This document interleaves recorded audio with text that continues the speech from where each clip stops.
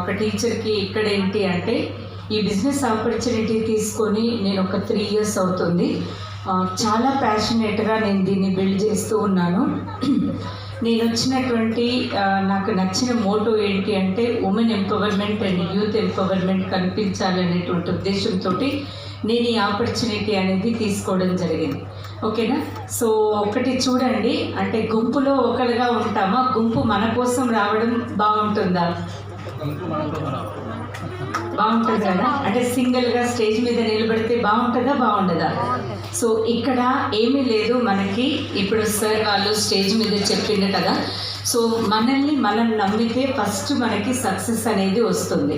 మన ప్రాబ్లం ఏంటి అంటే మనల్ని అందరు నమ్ముతున్నారు, కానీ మనల్ని మనం నమ్మడానికి చాలా మనం టైం తీసుకుంటున్నాం. అవునా? వెస్టేజ్లో ఐడి వేస్తున్నాం, మీటింగ్స్కి వస్తున్నాం, సెమినార్స్ అటెండ్ అవుతున్నాం, అయినప్పటికీ కూడా మళ్ళీ ఎక్కడ ఆగిపోతున్నామంటే ఎవరో చిన్న ఏదో ఒక విషయం చెప్పగానే అక్కడ ఆగిపోతున్నాం.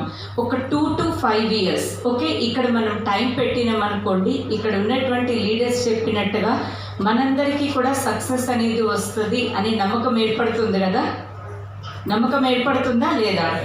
సో అదే నమ్మకంతో ముందుకు వెళ్ళండి. మేము అలాగే ముందుకు వెళ్తూ ఈరోజు చూడండి, ఒక 12 lakhs పడుతున్నటువంటి టాటా పంచ్ కార్ మా సార్కి బర్త్డే గిఫ్ట్ ఇవ్వడం జరిగింది. బాగుంటుందా, బాగుంటుందా?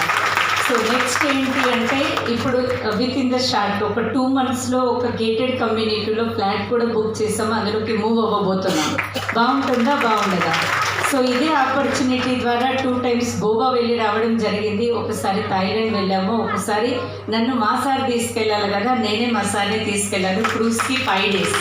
ఓకే, సో అదంతా అయిపోయింది. ఢిల్లీ వెళ్ళొచ్చినాం. అవునా?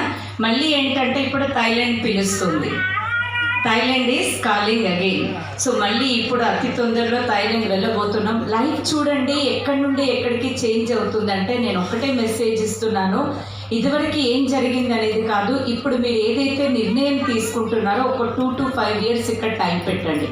Time freedom, money freedom, financial security మీరు కోరుకునేవే కాదు, మీరు డ్రీమ్ చేయనివి కూడా చాలా వస్తాయి మన లైఫ్లోకి. ఓకే, సో అందరికీ సక్సెస్ ఉండాలి, అందరూ బాగుండాలి, అందులో మనం ఉండాలి, అందరూ సక్సెస్ అవ్వాలి, వాళ్ళ సక్సెస్కి మనం కారణం అవ్వాలి. Thank you and back to you.